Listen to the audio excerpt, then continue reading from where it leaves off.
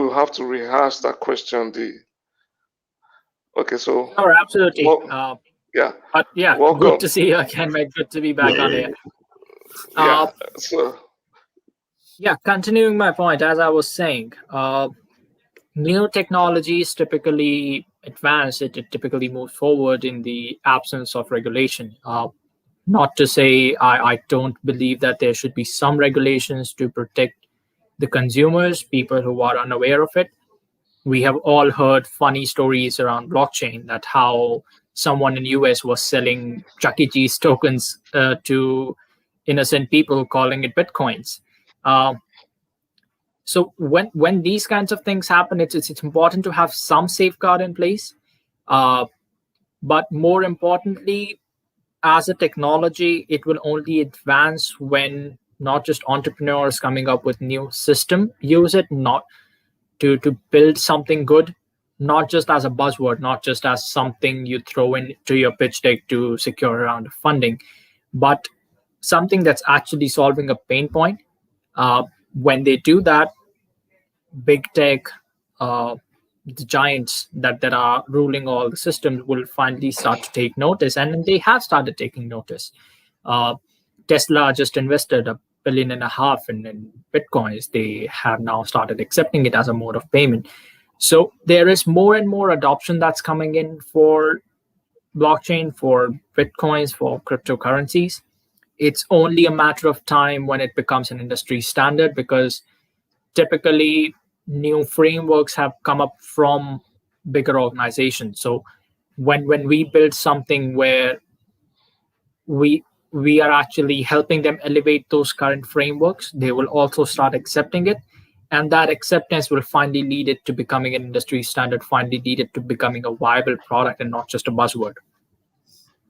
Super. I like that. You said something interesting there. I'm going to come back to you on government interference in developing blockchain. But let me quickly move to Eddie. I mean, who is more, or who do you think should be responsible for developing or adoption of blockchain technologies, the government or entrepreneurs? Because you are from a different location and you have your insights there.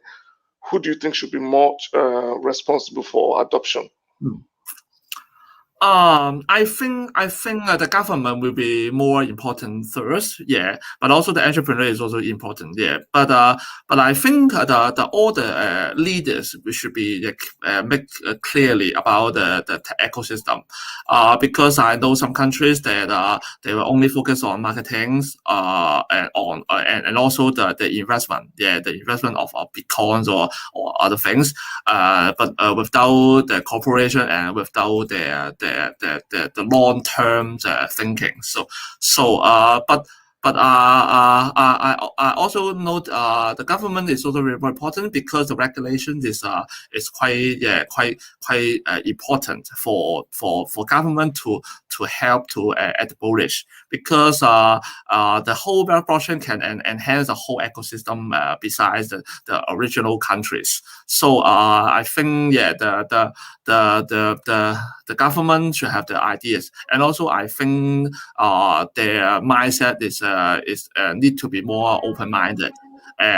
Because if they are more open-minded, they can easily cooperate with different cultures and different countries, not just only conduct their own things, and they need to earn more areas. Because I know, for example, in China or in China or even Hong Kong, they may only focus their own things and earn money, but they do not think for a long-term development. But for Silicon Valley or even Australia, or India, they can think longer terms, and also for long term they can rebuild their reputations and also their regulations in order to sustain the blockchain. So finally, I think the education is also important. Yeah, the levels of people. Yeah. Yes. Thank you for that. Very interesting insight. I mean, you believe government should be more involved in regulation. And I want to draw your attention to, in the past few days in Nigeria, Africa, where I am, the government actually went all out to ban cryptocurrencies. And a lot of people came out to protest that cryptocurrency, I mean, banning the banks from accepting or making payments into exchanges is really not going to stop it. Now, this sort of government interference into the ecosystem, I want to believe it's harmful. And like Eddie said, it's done without education. What would you rather have advised? Let's say the government had issues with crypto. What would you have rather have advised as the steps for them to take to maybe forestall fraudulent activities or have more control? What would you have advised in this instance? Anuj, do you have something insights? So, I mean, as you mentioned, it just happened in Nigeria. This happened in India 3 years ago. So this was, I believe, February 2018. It's almost exactly 3 years ago now, when government came ahead and said, "Hey guys, we are gonna ban all the crypto exchange since we don't recognize any ICOs as being actual currency. We are not even gonna call it a cryptocurrency. We'll actually call it a crypto asset." They banned banks from making transfers to crypto exchanges. They banned receiving payments from any crypto exchange. And yeah, it was exactly the same extreme step. We did not have any protest around it. Since it happened in 2018, it was definitely after the 2017 craze, where a lot of people made money and a lot of people lost money. So whoever was holding on to whatever small holding value they had, they just held on to it until I believe 18 or 20 months later, the ban was reversed by the Supreme Court, citing it to be unconstitutional and against the free market. So you're right on that one thing. It's definitely an extreme step. Do I think it's necessary? No, but like I said, there has to be some regulation in place to protect consumers who are not yet aware about it from being scammed, very simply said. Because Bitcoin and any other form of cryptocurrency at this moment is still, if I may call it that, a tech enthusiast currency. Okay. People who are hardcore nerd, people who love these technologies, who understand it deeply and who have been following it deeply, that's a very handful amount. That's a very small number, and then only those people understand it. Only they know the risk involved when they are going into any such transactions. So anyone who comes up and says, "Hey guys, buy a Bitcoin and then just hold on to it. It'll go from 10,000 to 40,000 in a few weeks." They are just trying to scam you, simply said. So there definitely needs to be some safeguard to protect the consumer, to protect people who don't understand that technology yet. Again, quoting the example, you don't want to go outside a Chuck E. Cheese and then have someone sell you a Chuck E. Cheese token calling it a Bitcoin. Definitely. So yeah, I would say not going ahead with that extreme step. I would certainly advise the government to come up with some regulations where they are keeping a close check on people who are using these technologies to make a quick buck. There have been numerous instances of people trying to create a scam using Bitcoins. Yes. It's about time they made some changes, some policies around that, rather than banning it altogether, because it's high time. I don't think banning it is a viable option anymore. It's a decade-old technology now. Everyone knows about it. Everyone's heard it. It's no longer an enthusiast thing. So banning it would be wrong, but definitely have some policies around it. Definitely, I agree with you, because banning it will only encourage other forms of transfer like the P2P payments, and already that is already flourishing as we speak. And I believe that more attention is being paid on the financial use case of Bitcoin or blockchain rather than the other aspects where blockchain could be applied. For example, in this part of the world, voting and corruption go hand in hand. I mean, there could be something developed around that. And like Eddie said, there ought to be more education in the blockchain industry to make people more aware. It's not something to be scared of. It's something to be understood, something to be applied. And I think going forward, there needs to be a consensus from all parties involved to make sure that they work together and stop all the scare tactics and then work together to make the technology much more applicable to everyone. So now I'm going to ask Eddie this. The blockchain technology adoption and the internet adoption, which will be more crucial in advancing the cause in emerging markets, which do you feel will be much more, like I said, I can easily speak for where I am from. Governments have found it hard to include internet technologies into the way they run government. But will the blockchain be accepted faster?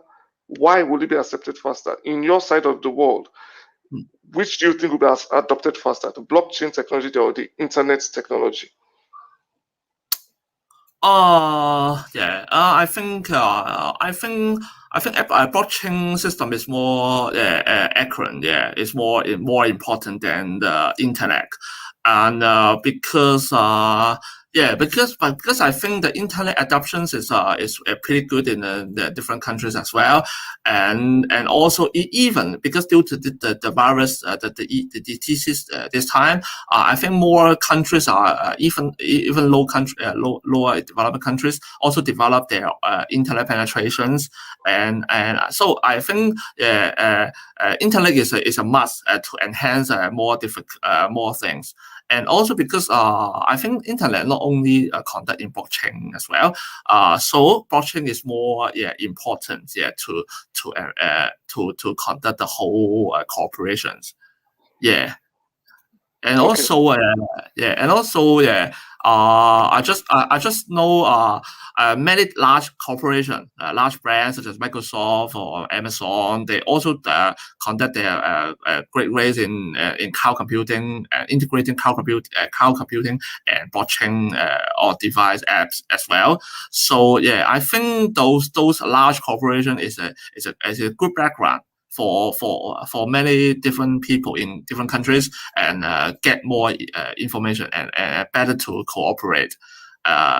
Because I know I know a friend from Korea and they actually they work their own ecosystem, their own blockchain platform to work, but it is difficult for them to cooperate with other countries. So for me, I think some large corporation and cloud computing is also important to conduct the blockchain and finally, I think the user interface is also important. Because it can help enhance the people behavior because not many people understand the technology, don't know the technologies, and good UI and can enhance them and to make them noticeable and easily scalable. Yeah. Thank you very much. Thank you very much. Anuj, I know you might have something to say about this. Which one will be much more beneficial in advancing the cause for emerging markets? Blockchain or internet adoption? Oh, sorry. Go right ahead, mate. You're saying something, Eddie? Oh, yes. Okay. Sorry, Anuj. Yeah. I said between the blockchain adoption and internet adoption, which will be more crucial in advancing the cause for emerging markets vis-a-vis their challenges? Yeah. So here's the thing. When you put across your question that way, you are basically trying to imply that it's an either-or choice. That if we focus on internet penetration, we can't focus on blockchain. If we focus on blockchain, we can't focus on internet penetration. that's no longer the case. We are not in the early 21st century. It's 2021, where my phone is more powerful than the computer they used to send a man to the moon, simply said. And likewise, in the last 3 to 4 decades, the price for hardware has gone down significantly, while its efficiency has improved exponentially. So, in doing so, we are now at a cusp where at the bottom of the pyramid, the need is no longer just food, water, and shelter, but it's food, water, shelter, and internet. Uh, no longer can we just assume that, okay, I mean, it's gonna be costly to take internet to the remote part of the world to help out the underserved, to help them actually move upwards in their social ladder. Uh, Internet, as of right now, is no longer a luxury. It's more or less an essential commodity, and the pandemic has just proven that. When everyone was working from home, the reason why we could still keep everything around the world going is because most of the people had internet. Uh, it's about time that we take that case in emerging markets as well, invest not just in public infrastructure, but also in infrastructure towards building the telecom sector, building uh, connectivity in those areas. When we have not just roads and bridges in those areas, but also 4G towers that's providing them with high-speed bandwidth, that's when you have emerging markets truly coming out with their best potential. Thank you. Internet. It's internet. It is for you. Thank you for your insight. And I think we've learned a lot from what everybody has to say here. We'll be getting ready for our project is going to pitch their idea to our panel live right here on LATOKEN and VCTV. And that will be happening in the next few minutes. Shedrack and his team will make a quick presentation. And but before we go to that phase, I'd like to encourage anyone watching us live on Facebook, on LinkedIn, or on YouTube to send us questions that you might want answered. Send it through our chat rooms on these channels. We'll be able to pick a few and answer them live. And then if not, we'll answer them later. Also, startups around the world, if you're looking for funding, if you're looking for exposure, you can come to the LATOKEN VCTV platform, get your ideas pitched like someone is going to get this pitched today, and then get feedback in real time. I welcome and encourage everybody to join this opportunity. So now we'll move over to Shedrack. Shedrack, are you ready for your presentation?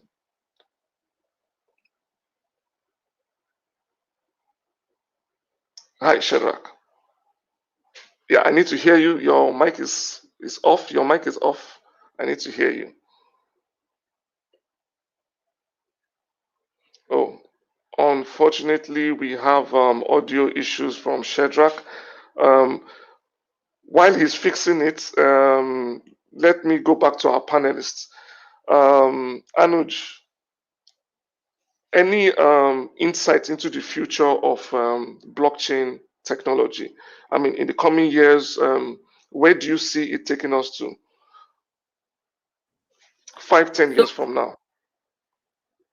So again, a very high level question that's difficult to answer.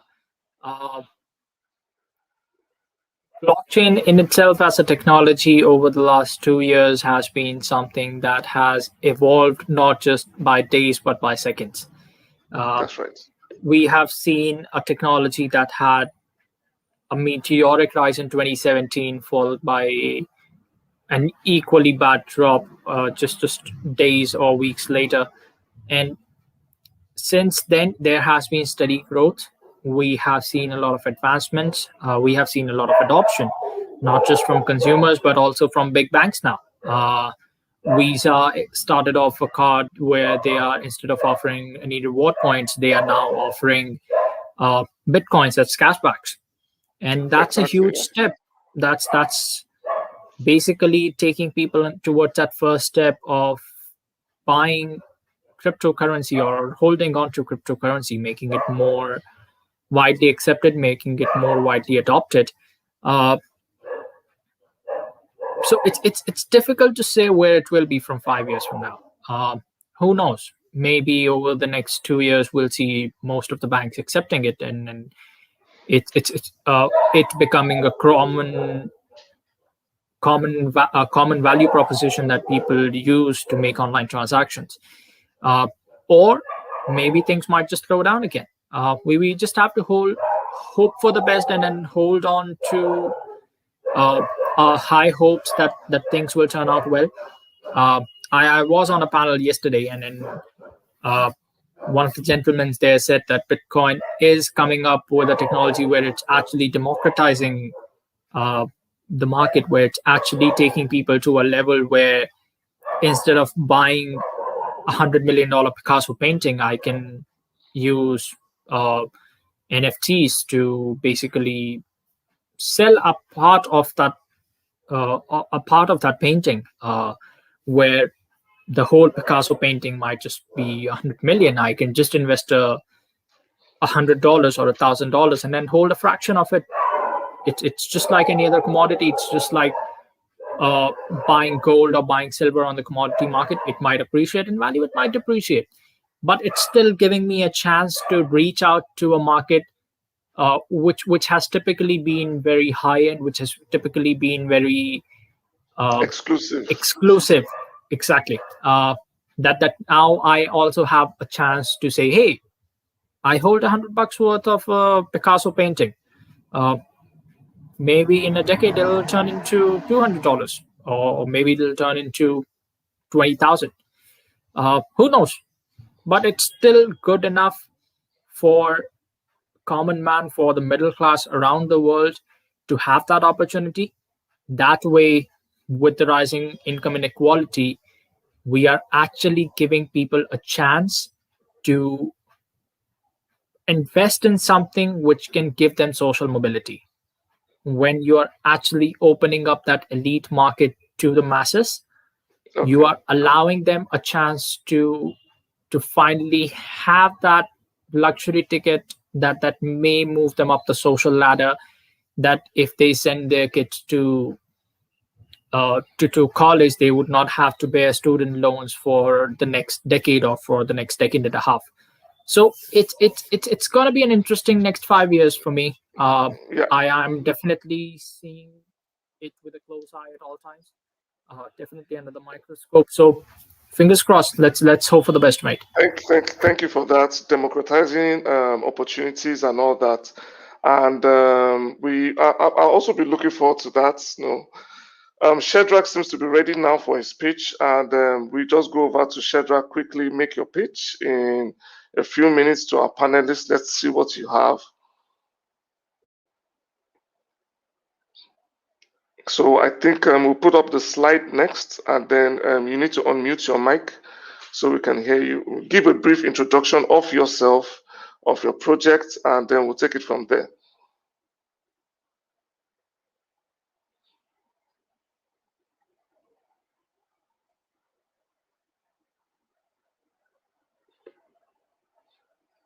Hello, Shedrack. Audio, we cannot get you. No audio feedback.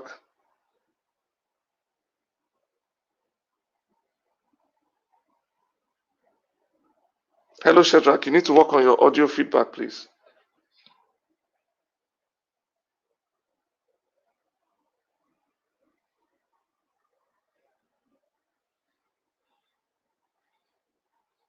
It's still a challenge.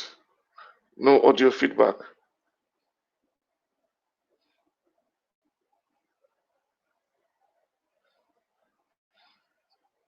Can you work with your audio feedback and get back to us, because we cannot hear a thing.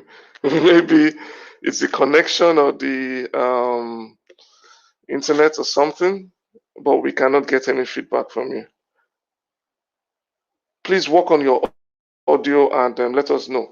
Eddie, a couple of years ago, I mean, when I was a kid, we used to look at flying planes, flying cars in movies. I used to say, wow, I wish in our lifetime we'll be able to see this. Now, blockchain is coming with so much promise and so much promise of what the future could be like, better healthcare system, better record keeping, better voting, authenticity, and all that. What do you see happening? Like Anu said, what do you see in the next 5 to 10 years blockchain will help to achieve? Will it accelerate developing emerging countries? Will it change the way we live? What would you see blockchain achieving? Okay. I just know.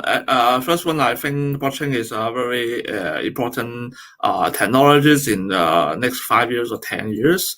And also for me, I think because it can provide new regulations and also new ecosystem to around the world, and so I think it's some like the when the phone around and also the Windows occurred, and it can greatly improve the people's, especially those people who have not more network or even internet actually, and they greatly enhance their lives, and also to increase their ability to educate more, or to learn more, and also to provide more insight.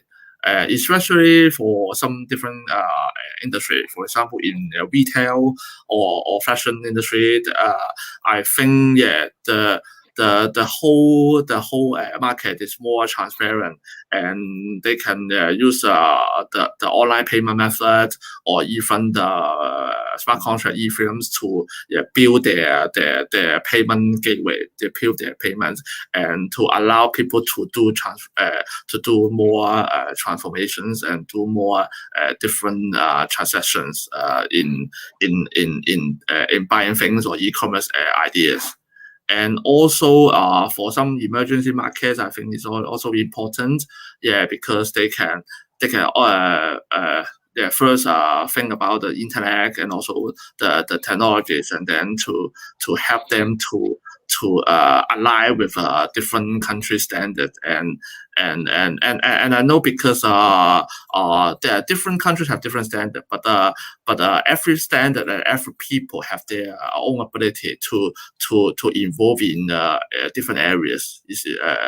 For example, in Silicon Valley, they're more focused on healthcare or even neuroscience or space tech, and for Australia, they provide more life actually. Provide a better life, especially in health or even in food tech, agri-tech as well. So all these people, I think it's very important to cooperate, and also to push their different ideas, and also their market to other countries, and because not all people can do all things. Exactly. Thank you very much. I mean, I see the blockchain like a mini messiah, where it can help more projects, more people have a voice in a world where the voice of the little man is really not heard, whether in healthcare, education, science, and all that.